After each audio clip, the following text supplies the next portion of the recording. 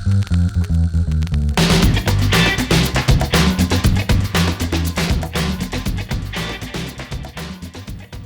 well, this is awkward. You know that time last week where I told y'all about, that this series of working in the outdoor industry, which was originally supposed to be a 6-part series, but that now it was 7. Well, now it's 8. And I understand I lied to y'all twice, and trust is a valuable thing that isn't so easily earned back. But dadgummit, who gives a turkey? Because this week we have a good friend of ours, Mike Lewis, on the podcast. Mike spent a career within law enforcement as a game warden, and he was an absolute pleasure to have on the show and taught us a lot about this tough career field. He shares a lot of cool stories and experiences that we know that y'all will enjoy. So we really do hope you guys enjoy it. And without further ado, let's just jump into it with Mike.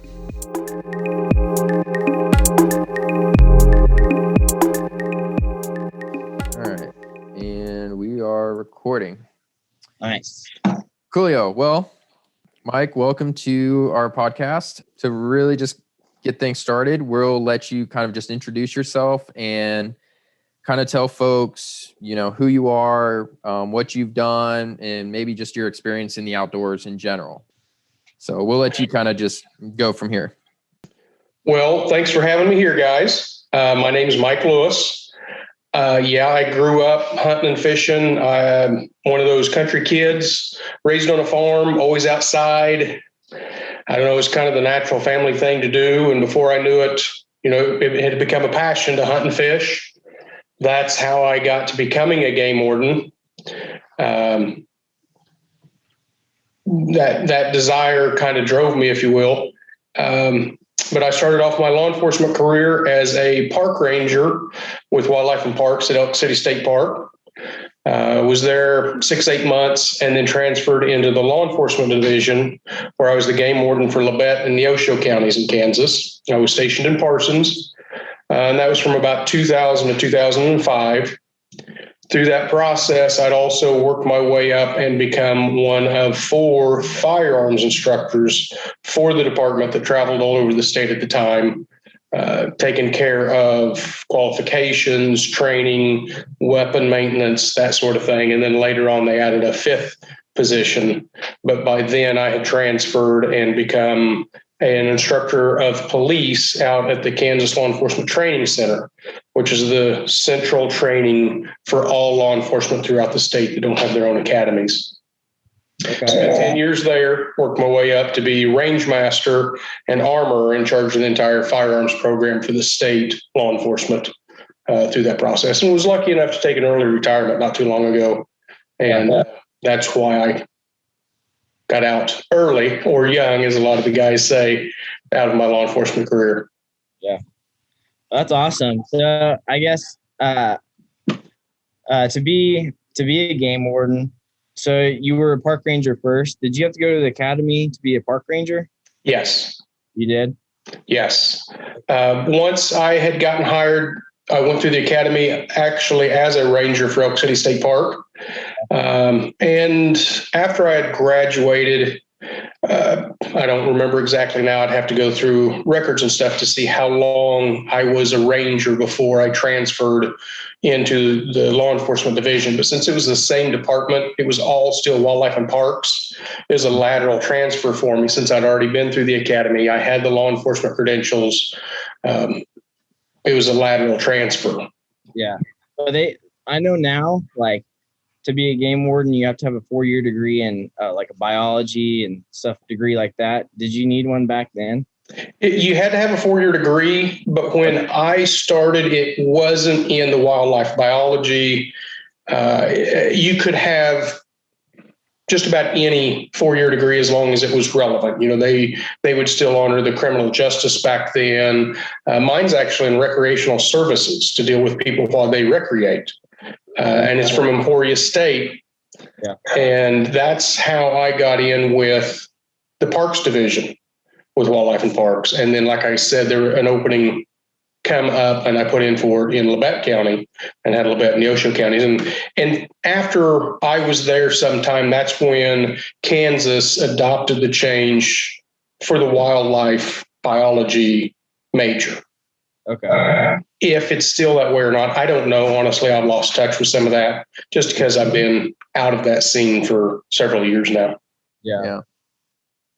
Okay. Probably don't care as much about it either, where you're kind of like, education's in my rearview mirror. Yeah, that tends to happen the older you get. Yes, sir. Yeah. So one of our questions was, I get a lot of people with any profession, I guess, really, you go into it kind of with preconceived notions, or you kind of go in thinking one thing, but in reality you learn, oh, wow, there's a lot more to this, or this is stuff I didn't quite think about. So going into being a game warden or a park ranger for that matter, were there, big lessons that you kind of learned that you were like, oh, I didn't fully realize this is what I was going to be doing, or, parts of the job you didn't fully get yet? Absolutely. The biggest one I could tell anybody who has a passion for being outdoors and enjoying the outdoors, the aspect that I didn't think about, you're around that all the time for work. So on your days off and your time off, I didn't want to go hunting and fishing anymore. I wanted to be away from it so that I could enjoy myself, because that was work. That was what took up the majority of my time. And you start thinking about things differently. Yeah. Younger, I enjoyed hunting for larger racked bucks. Mm-hmm. After you arrest enough people because they've poached, they've road hunted, they've done all these things just for the antlers, it changed my priorities. And I no longer cared for the big racks. It was more about being outside, doing it for the enjoyment, doing it for the meat. Because for 20 plus years, we only lived off the wild game that we harvested ourselves in the family and stuff. So it changed my perspective. Okay. If you really love hunting and fishing and doing that, be aware of that before you become a game warden, because it will change that. And you won't enjoy it as much. Case in point, the entire time I was a game warden, I never got to hunt an opening day. Yeah. So whatever your passion is, you don't get to do that on the personal side. You're there, you're in the middle of it. I mean, you're neck deep in dealing with the hunters and checking permits, and whether it's a waterfowl opener or deer opener, that takes up your priority, because you're working. Those are your big days. And aren't weekends, you got to work every weekend pretty much? 3 out of 4. 3 out of 4. Okay. Yeah, I was. My schedule was I worked 3 weekends and then had 1 off. Okay. Yeah. Opening weekends, big seasons, your holidays. So holiday weekends and opening weekends, you didn't even ask for time off. It's not going to happen. That would be really hard, especially like on Christmas. You want to spend time with family, but you got to be out. That wasn't as bad because you can also change. We had the freedom a lot of times to change our schedule as we needed to. I may have to work Christmas Day, but that doesn't mean I have to work when my family's doing something. We could work around that. Maybe I go out and work a few hours before sunrise till a couple hours after sunrise, come home, say 9, 10 o'clock, spend some time with the family, have lunch, and then go back out and finish my shift later that afternoon or evening. So there is a little bit there that work around. So Christmases, Thanksgivings weren't as bad as 4th of July, Memorial Day, Labor Day, because of all the boating activities on the lakes. You're very focused on that. And then, of course, there's the boating accidents that you have to work and stuff like that immediately pull you away. I never, luckily, knock on wood, I never had to work like a hunting accident on Thanksgiving or Christmas like I did boating accidents, Memorial Day, 4th of July, and Labor Day. Okay. And that includes the drownings and stuff we had to deal with. Yeah. So did you patrol the lake, or did you like on a boat, or? Yes. You did? Okay. Yes. So this funny story, because when I worked with the game warden out on El Dorado Lake, I guess so they had big stereos on the boats or whatever, in a party cove. And when we would go in there just patrolling, we'd circle big group of boats. But as soon as we got in there, they'd be blaring the cops theme song, going bad boys. And that was the code for everybody to clean up and do what they needed to before you seen them. But it was like, so, like I wanted to laugh, but he like wanted to be serious. It was like, how you can't help yourself when that's blaring in the background. Or Sure. it was pretty neat. So I guess what's like being a game warden, what like the toughest parts of the job? I guess would it be those opening days and For me, the toughest parts was working the fatality, hunting accidents, boating accidents, drownings, stuff like that, because of what it is. The other aspect is, the impact it takes on the family. Yeah. Being away, not only opening days, opening weekends, but like rifle deer season. Yeah. Since my southern county bordered Oklahoma, I also had to work when the Oklahoma deer season was going on, because we had a lot of people who would come up across the state line from Oklahoma, get a deer, and then try to sneak back across the state line during their season. And it usually runs pretty close to when our rifle season was. So there was a 3-4 week period there where, even though I'm only getting paid to work 40 hours a week, that would have been a luxury to actually work 40 hours a week. There was a couple of seasons and a couple of years that I would not get home for 2 or 3 days at a time. wow. You're going from, and that's just me going from call to call to call. I did not have enough time to sit on a hot spot or sit on a known location where people were road hunting and stuff like that. Yeah. And try to catch someone doing that. It was going from, this call to that call to that call. And it was constant like that for days at a time. I can remember one time, caught a couple of guys, took them into the sheriff's department jail. And while I was there, I was talking with the jail staff and worked it out. They actually locked me into a jail cell by myself so I get a couple hours of sleep and then go back out and go to the next call and stuff, because I hadn't been home in 2 days and I was getting pretty ragged. Wow. I needed that little nap. So they locked me in so that I was safe. Wow.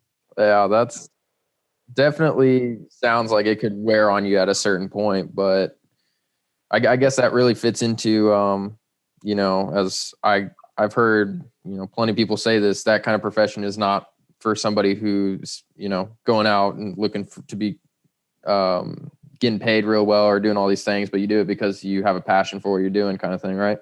And that's absolutely true. Well, piggybacking on, Keaton asked what were the hardest parts of the job. What would you say were some of the most rewarding parts of the job for you?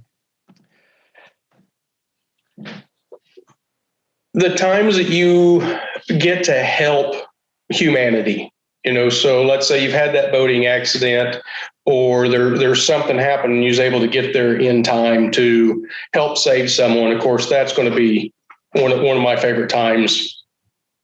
The other things were interacting with people. Mm-hmm. As a game warden, most of the people that I had contact with were good people trying to do the right thing. And it was an enjoyable contact. Now, of course, they're nervous, they're scared. Most of them, you always hear, I've never seen a game warden before.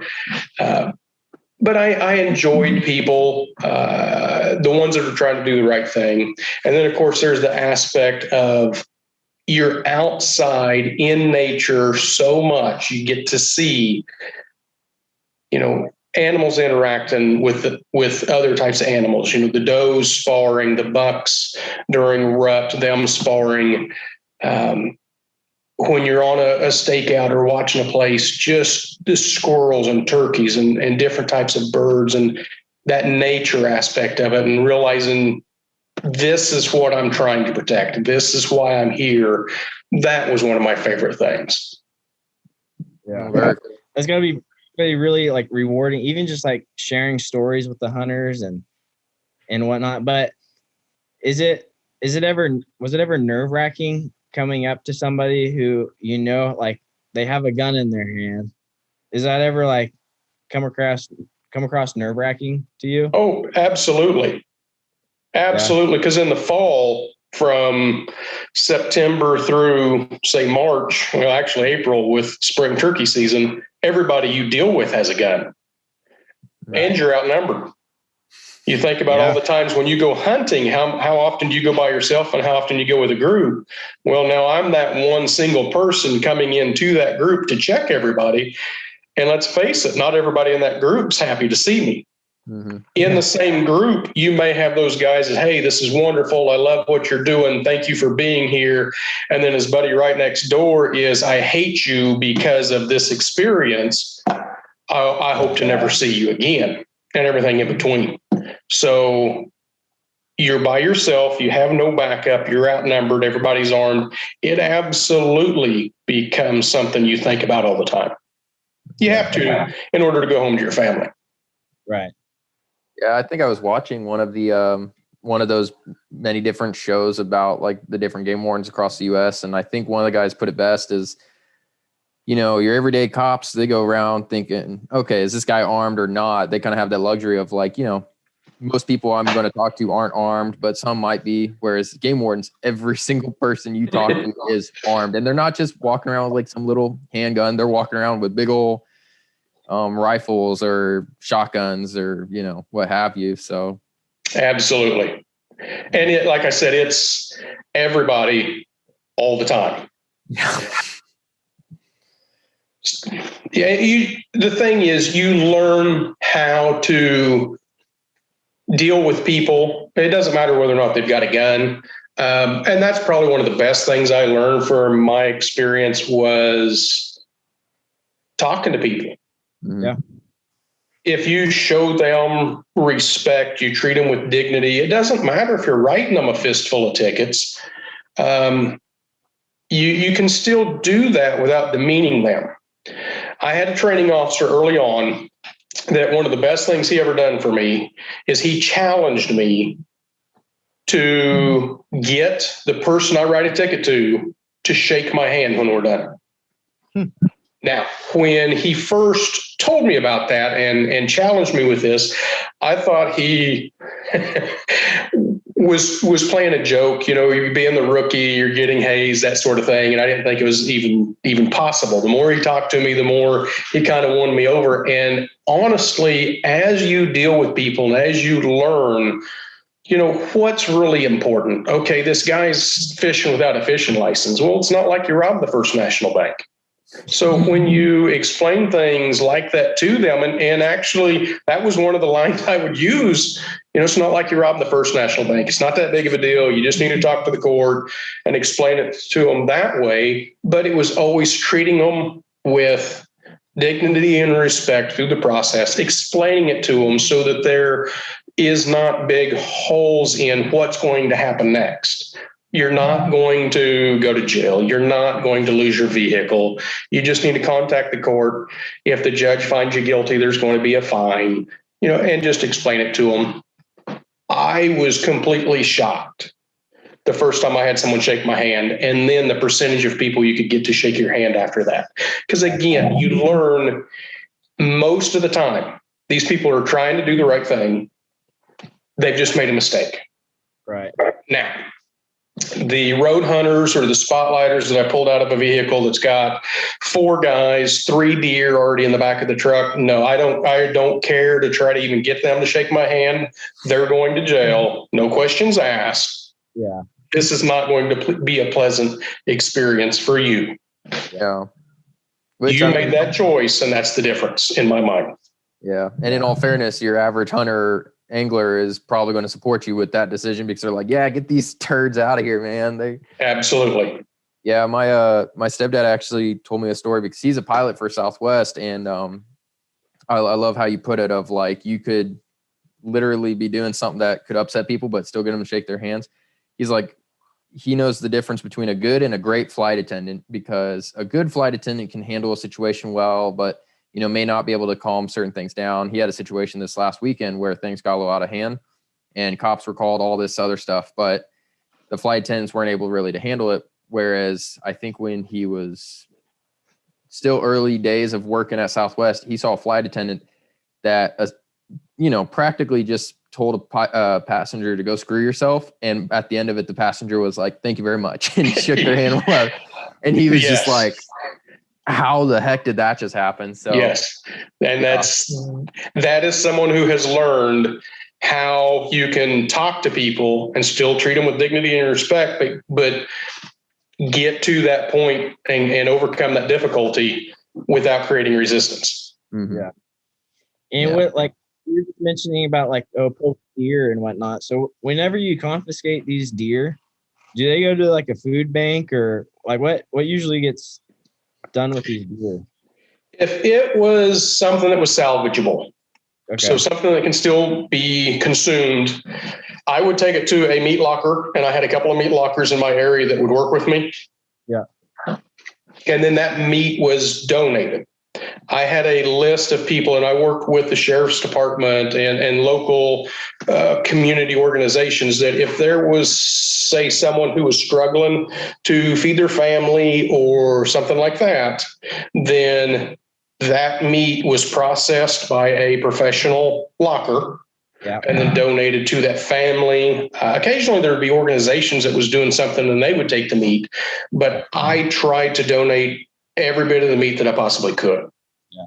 Then the charges for the meat locker, their fees, that would go back to the violator. If they were found guilty, then that was part of their restitution. They paid for that. Oh, wow. I love that. Well, I thought that was fair. It works for me. It's not fair for the meat locker to do it for free. Right. And if they didn't want to pay for it, they shouldn't have done it the way that they did. But that way we were saving the meat. If the meat was not something that humans could still consume, I had a couple of places that had exotic animals that I could take it and give it to them, and then they could feed it to their large cats. Yeah. So nothing's really going to waste. So that's good. I tried not to. There was times that it's too far gone. I can't do anything with it. Yeah. But the times that I could, I did. Yeah. And then, like I said, it went through those steps, whether we could still eat it. If it was still safe for us, then that's what I done. If it wasn't, it went to those facilities. And then if it wasn't salvageable in any way, then I was left scratching my head trying to figure out what to do with it then. Because I didn't own property where I could go put it, say, out for the coyotes and that sort of thing. I would have to go find some place to dispose of it correctly. Okay. Yeah. Sounds like making the best of a bad situation kind of thing there. Yeah. Try the best that I could. Yeah. So I guess it's been 15 or whatever years ago since being a game warden. What do you know? What's like? Is everything the same, like then and now, or do you know if there's anything like really been big changes? Or you mean in the regulations and stuff? That and like being a game warden as itself. I know, like, so I talked to when I worked with a game warden, he was covering like 5 counties. They're like very short on game wardens in Kansas. Yeah, that hasn't changed. Okay. There would be times that, yes, I would have my 2 counties and then an officer beside me had left. And you could have 3 to 4 counties in Southeast Kansas all to yourself for a year at a time. Because the game warden I was working with, when deer season comes around, he's pushing close to 100,000 miles on his truck. Oh yeah, that doesn't surprise me at all. Yeah, because you're on the go all the time. Yeah. Okay. So really, nothing too much has changed. So. That aspect hasn't, no, but I'm sure on the regulations, each year they do a regulation update. So that would change. Season dates would change. Bag limits change and that sort of thing. Because I still have to look and review before I go out each season, especially waterfowl. As you guys know, that's set by the federal government, the regulations and bag limits and season dates. So, I have my little cheat sheet the first week or 2 of duck season and my waders to make sure I'm not remembering last season or 2 seasons ago. They're the bag limit. I've got it. Here's my cheat sheet. That would not look good to end up getting a ticket for that.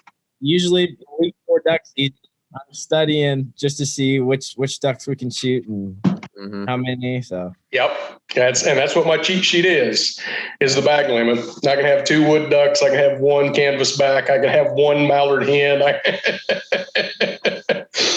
Did you? I guess so. As a game warden, did you have a lot of problems with like people not knowing to? Since we're talking about ducks, like not identifying ducks very well. Absolutely. Really? That the guys that have a passion for it, you don't have a problem with. Yeah. It's the once in a while they may hunt 1 time a season, but I haven't been out in 3 or 4 seasons. They'll shoot a duck and then identify it. Yeah, I think I've been in those too. So. Probably. As a game warden, before I checked somebody, I had watched them for a while if I could. So a duck hunter or even someone fishing to know who's been fishing, who hasn't, what they've been catching, where they've been hiding it. So through binoculars or from some place where you can hide, watching a duck hunter for a little while tells you a lot about them. Then when you go up, you already know where they tried to stomp that duck in the weeds, and you can walk over and pick it up and visit with them about that. But you know, accidents happen. Yeah. And the other big thing is if you try to lie to me through the process, it's going to be a different outcome than those that said, you know, as soon as I walked up, hey, I'm sorry, this is what I've done. And before I even have to ask a question, they've already explained everything that I've seen. Yeah. That's probably going to be 2 different outcomes. Now, I may still have to write a ticket based on what's happened on the guy who's being honest, but I'm going to do everything I can to not be as hard on him as the guy who has shot his 3rd, 4th, 5th bird over the limit, and he's still right on hunting. He doesn't have a plug in his gun, you know, add in whatever you want to there. That's the guy who knows he's doing wrong. I'm not going to have any sympathy on him. I'll work with a guy who's trying to be honest and just made an honest mistake. We're all human. There's no way anybody will ever convince me they've never made a mistake, because we all know that's not right. Right.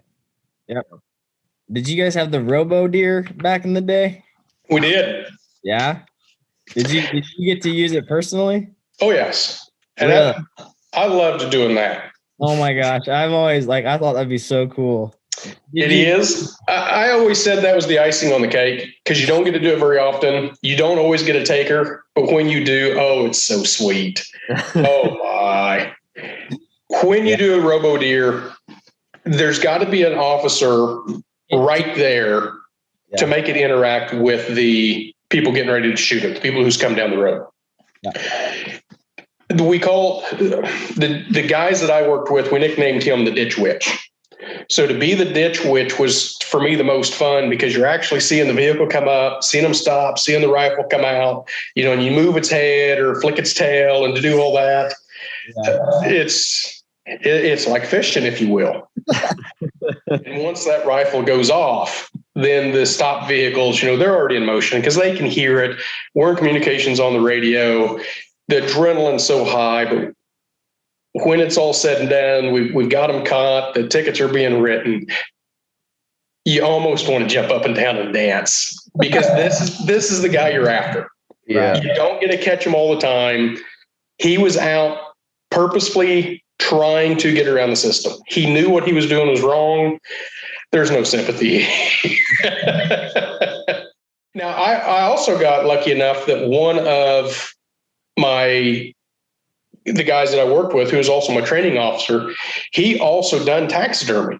So we actually built deer for other officers and that sort of thing, you know, and you're using confiscated animals, the racks, the capes, the whole bit. And I really found a lot of fun in doing that and helping them create those new projects. Some of them were motorized, some of them weren't. They were just static, but you could take the antlers off. So it might be a doe this time, it'll be a buck next time, and that sort of thing. So that aspect of it was a lot of fun too. Yeah. But yes, to use robo deer and to get a shooter, that was icing on the cake. That was a good day. Oh, I bet. That sounds it could be a long wait, but that long wait could be pretty exciting. Oh yeah, and then you might get 3 in one day. Yeah. You know, we've honestly had traffic jams on the road before trying to get this shooter down and out of the way and hidden while this officer's writing tickets, and the next shooter's pulling up and pulling the trigger. Wow. Oh my God. Oh yeah. You know, and those were the 2 or 3 days in your career you remember forever. Yeah. That's where the second shooter pulls up next to the first one and they just look at each other like, we messed up, man. That's exactly it. We had a parking lot in a gentleman's field because we were getting them down the road into a field behind a tree row so that nobody could see them from the location of the decoy deer. And yet we had 3 or 4 vehicles stacked up.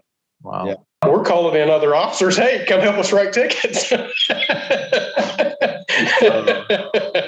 It's pretty sad how often that actually occurs, though. Yeah. Yeah, that only happened one time. Okay. The planets were aligned perfectly. Luck was on our side. The set was good, and people were out. It was late in the season. They were getting desperate, and like I said, it was the right place, right time. We were on the X, as you say, and that's where they wanted to be. Yeah.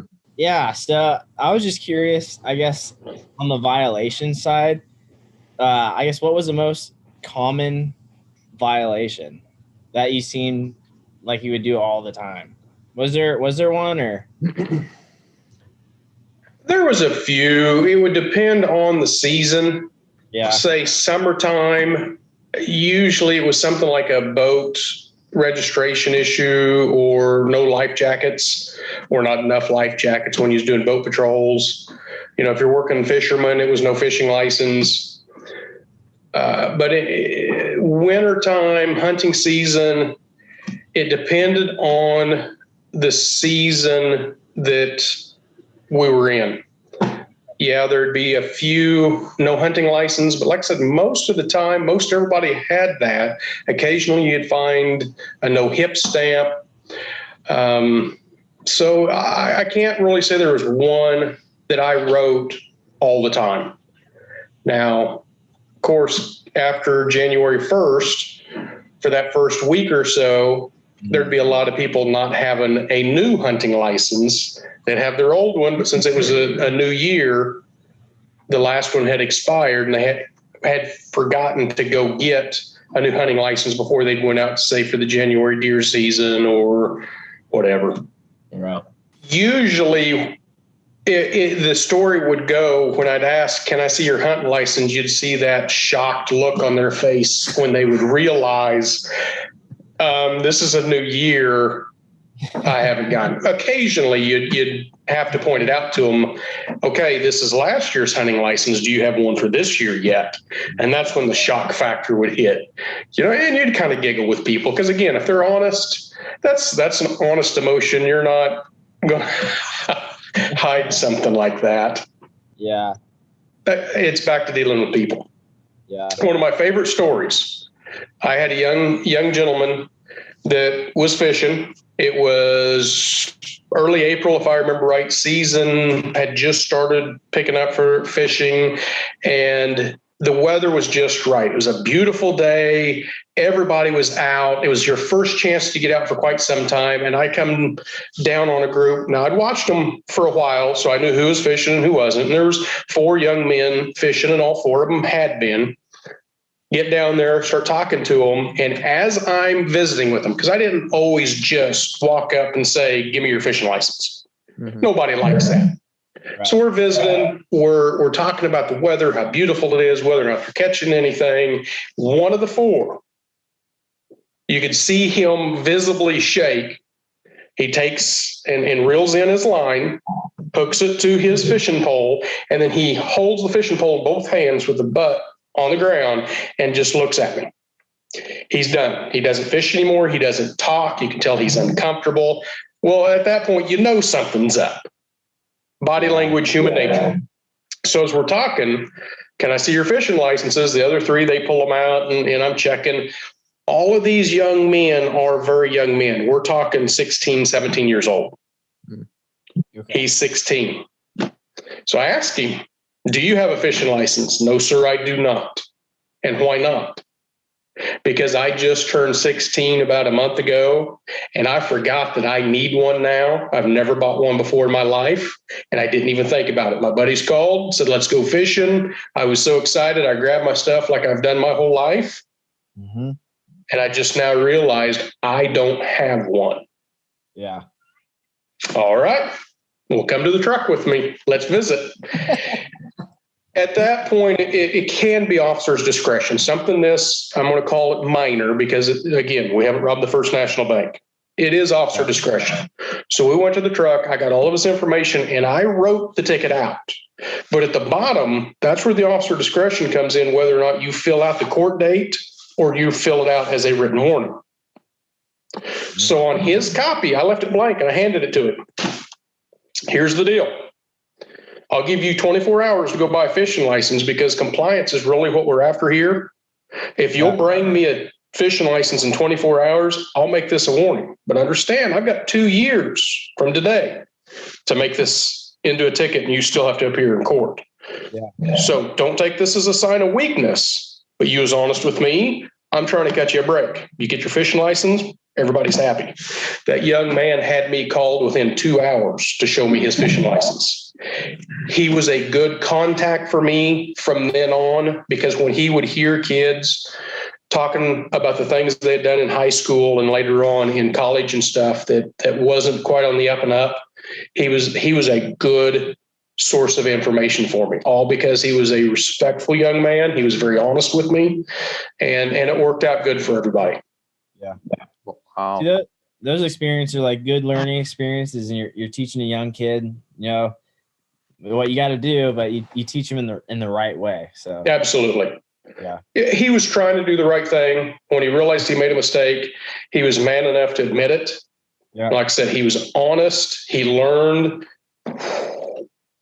In my opinion, if I would have wrote him and made him pay that fine, that would have been a negative experience. And his interaction with me from that point on would have been completely different. Right. I appreciated his honesty, and therefore, if you will, I rewarded his honesty. And I was not, I never regretted the fact that I did. You know, again, my soft spot is young kids and older people. I have a hard time writing them a ticket, especially if you can see it was the accident. You know, they're learning. I didn't know. But they're not using that as an excuse like this young man did. He was very professional. He was very honest and open.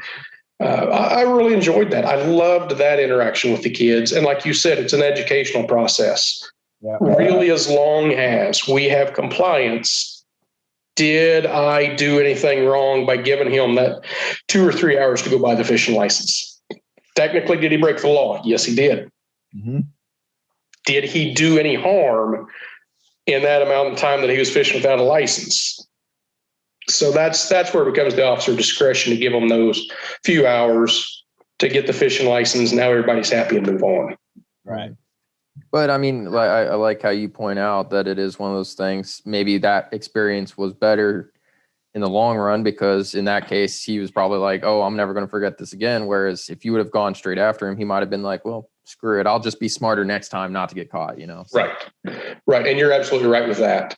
And let's face it, sometimes how an officer handles a situation dictates the outcome. Mm-hmm. And when they don't have that common courtesy and respect and dignity for the people they're dealing with, they can create a lot of resistance, a lot of problems right then for that instance. And for that person for the rest of their hunting, fishing career. Yeah. And he could like be scared of the game warden after that too, in which right. Awesome situation. So it worked out good. And like I said, that's one of my favorite memories of dealing with the people because of how it turned out. Right. Yeah, and I tell people too that I've been fishing since I was a kid, so that kind of area of things I've always had family members. We've all been good about fishing, but hunting I didn't get into until Kendall and Keaton kind of dragged me into it.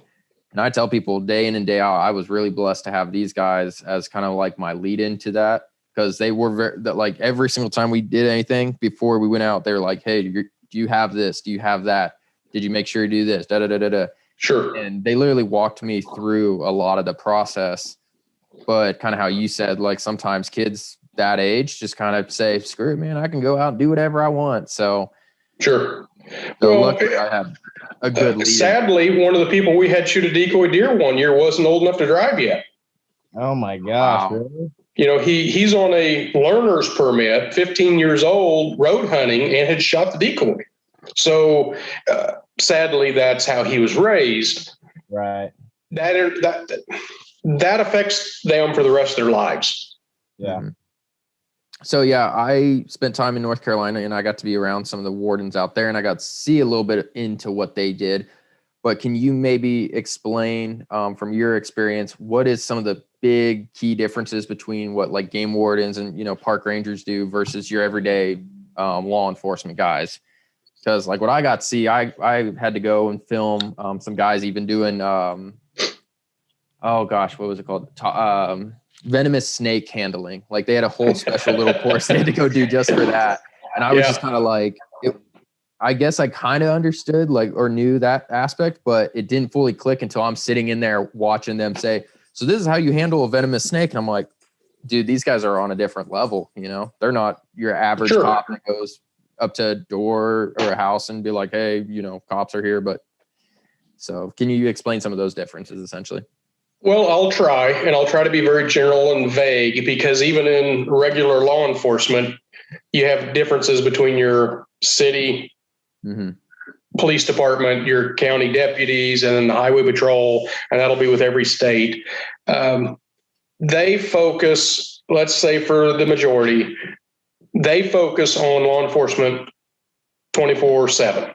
That's what they do, whether it's traffic enforcement or what, going to call with domestics. That is what they specialize in. When I was a park ranger, I worked for Wildlife and Parks, but I was assigned to a specific state park. I was at Elk City State Park down by Independence, Kansas. So I done anything that needed to be taken care of in that park. Now, we had a park manager, we had a maintenance crew, but there might be times that if we're short of people or we're behind, I may be running a lawnmower, a weed eater for a while. Then when the campers started showing up for the weekends, now the weekends I would change to being the law enforcement for that little area, but I was confined to that state park. And it could change drastically in one day what my responsibilities were going to be, because it was what was needed. Mm-hmm. When I changed to law enforcement division and went to that and become the game warden, now I've got 2 whole counties that I'm the primary officer in. I'm no longer in just a state park. So I'm not doing maintenance per se as much.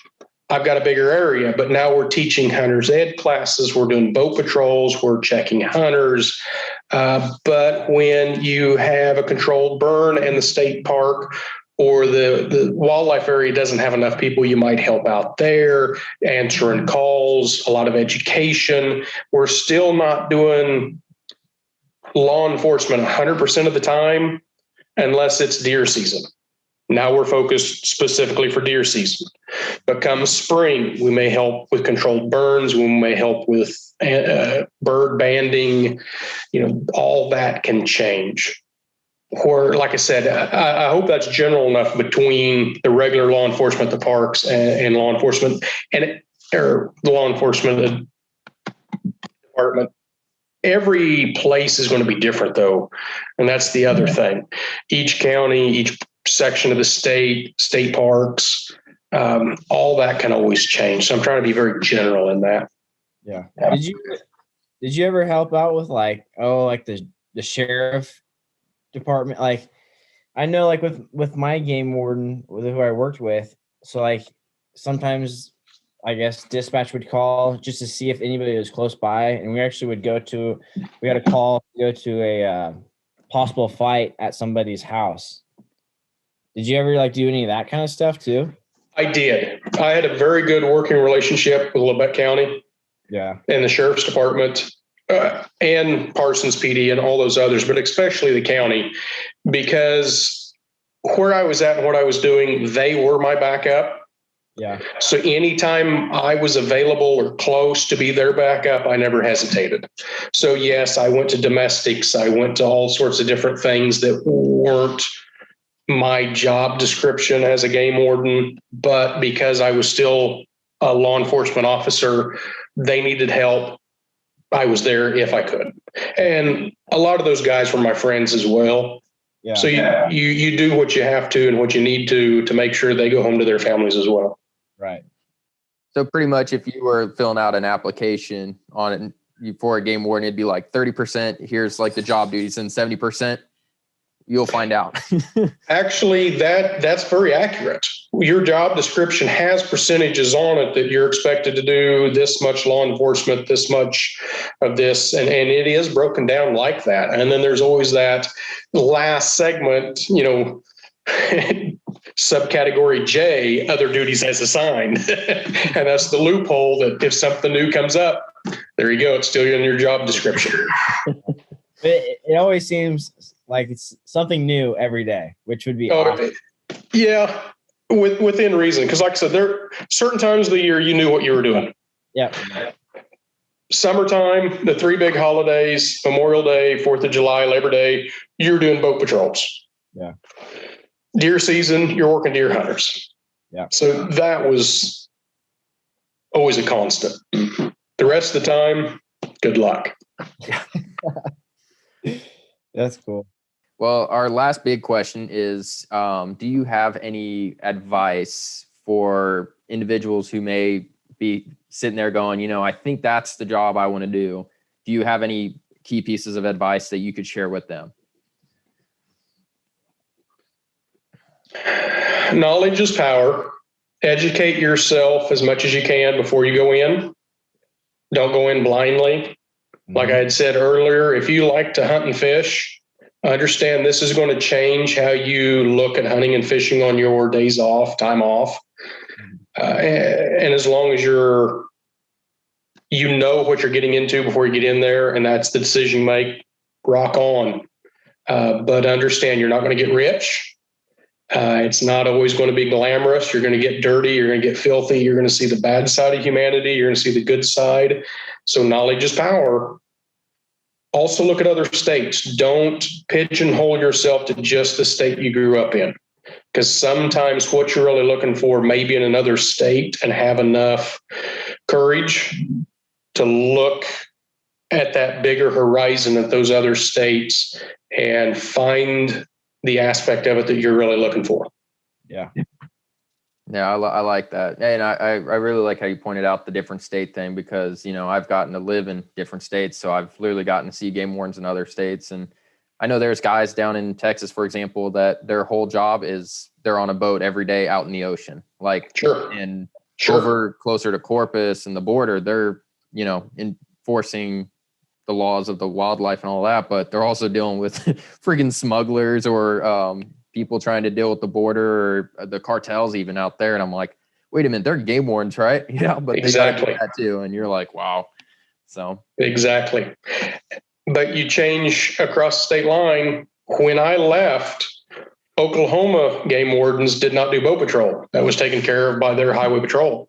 So each state, those are going to change a little bit, and that's where educate yourself.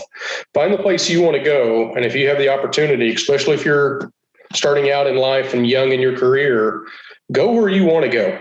Don't stick with your home state if you don't have to. Very cool. Well, Keaton, unless you have any questions, Mike, if you have anything else you'd like to share or tell us about, or, in general, if you have anything else you'd like to tell us before we sign off, you're welcome to do so. But no, I think I have rattled on long enough with you young men. I really appreciate you being on here, Mike. It was really fun talking to you. and I enjoyed it. I Yeah. usually don't do these types of things. So I'm glad I did because, yeah, I really enjoyed it as well. And I enjoyed meeting you, Austin, because like I said, I've heard a lot about you, and they've showed me videos and pictures and told me stories that we're not going to discuss on the podcast and stuff. So I've enjoyed this. Yeah. Cool. Well, thank you, Mike. And it was good meeting you as well. And you said you don't do this very often, but yeah, I can tell you did a great job. So Yeah, you did a really, really good job. So it was really fun. Well, thank you. well, we really appreciate it. And, maybe in the future, we might be able to get you back on here for any number of reasons. But yeah, thank you for joining us again. And I really hope, some of the stuff you shared could either inspire or help other individuals who might be interested in this particular career field. So I'm glad to give my time. Like I said, I enjoyed it. So if it helps, that's wonderful. Cool. all righty. Well, thank you again. And we'll talk to you later. All right.